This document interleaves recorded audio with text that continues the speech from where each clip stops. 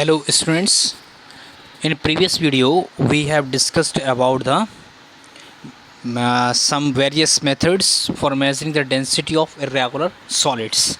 In previous video we discussed about the Eureka can method for measuring the density of irregular solids. Now today we will study another methods to measuring the density of irregular solids. Now, using a measuring cylinder, you can use the measuring cylinder to calculate the density of irregular solids. Now, the volume of irregular solids can be found with the help of a graduated measuring cylinder. This is the graduating measuring cylinder. The measuring cylinder is half filled with water and the water level is noted as V1. That means the reading, listen carefully, the reading of water level, the reading of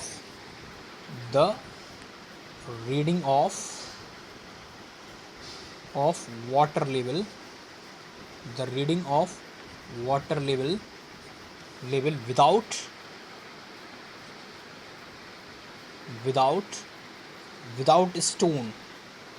without stone is equal to V1. This is the volume or the level of water. Now next, then the stone is immersed completely in water with the help of a thread. The reading of the water level is noted as V2. That means the reading of water level, the reading of water level with stone is equal to V2. So you can easily find out the volume of the stone. That means volume of the stone will be V2 minus V1. So now volume of the stone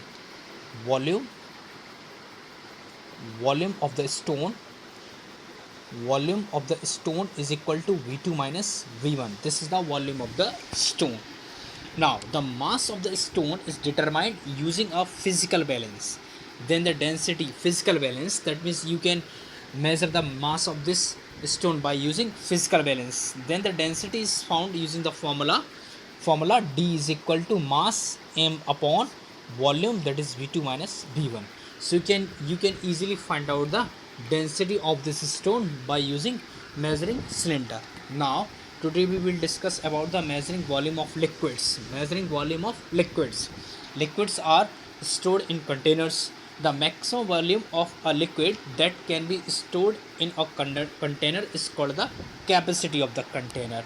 That is, if the capacity of the container is 100 ml, it means that it can contain any volume of a liquid up to 100 ml. That means 100 ml is the maximum amount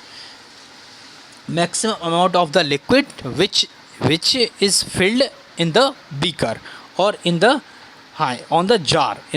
That means that it can contain any volume of a liquid up to 100 ml. The volume of a liquid can be measured using measuring containers. These containers have fixed capacities and come in different shapes and size. You can see the different shape and size in your textbook. That means jars, cups. You may have seen a milkman using a measuring can to pour out milk, and similarly in ration, soaps, liquids such as kerosene and vegetables oil are measured using measuring cans and cups.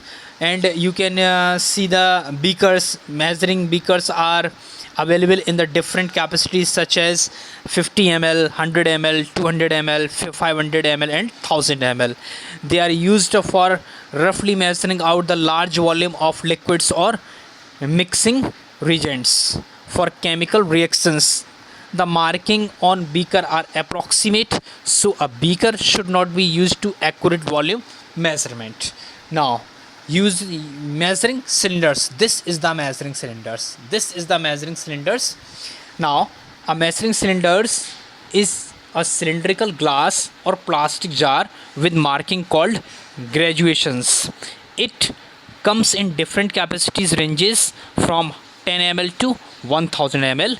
Each marked line on the graduated cylinder represents the amount of liquid that can be measured. It is used in laboratories to measure the volume of a liquid accurately. After a liquid has been poured into a measuring cylinder, a curve can be seen on the surface of the liquid. This curve is called meniscus. This is the meniscus. This is meniscus. Meniscus are of three types. One, convex meniscus, second, concave meniscus, and other third one is plain meniscus. But in plain is not in our syllabus only convex and concave meniscus. We will study about the meniscus in details in higher class, in the 12th class or in 11th class. Okay, we can give the explanation of the meniscus with the help of cohesive force and adhesive force theory. Now it can be concave or convex. Clear? Water forms a concave meniscus while mercury form a convex meniscus. If it is a concave meniscus, the reading should be taken at the bottom. That means from this now.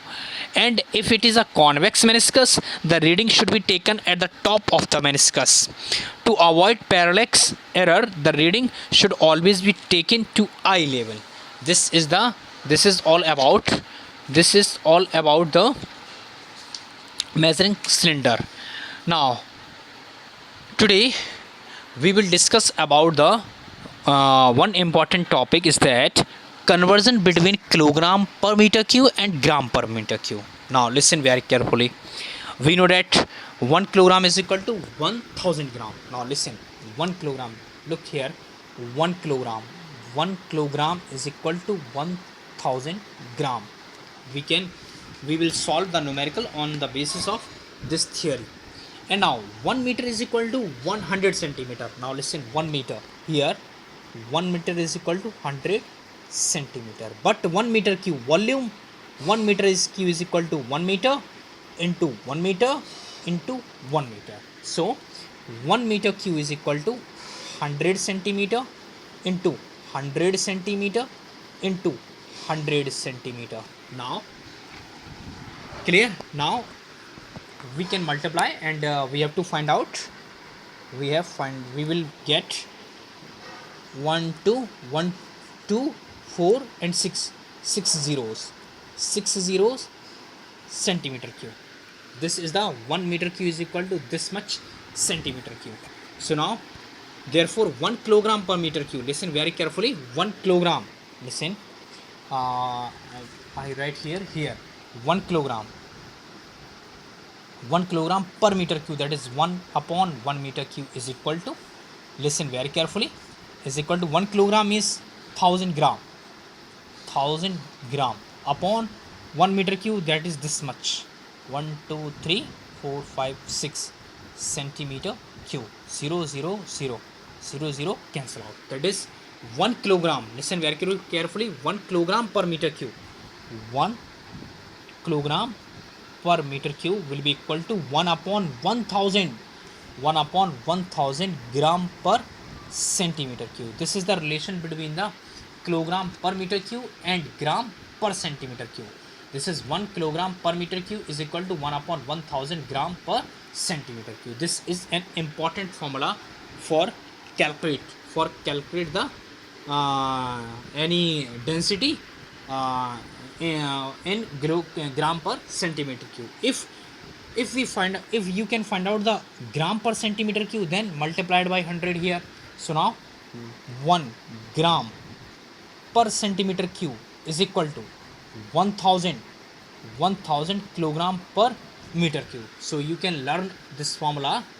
1 gram per centimeter cube is equal to 1000 kilogram per meter cube.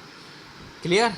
In next video we will discuss about the measuring density of fluids. That means fluids include both liquid and gases. So now in the next video we will discuss about the density of liquids and the density of gases. Thank you.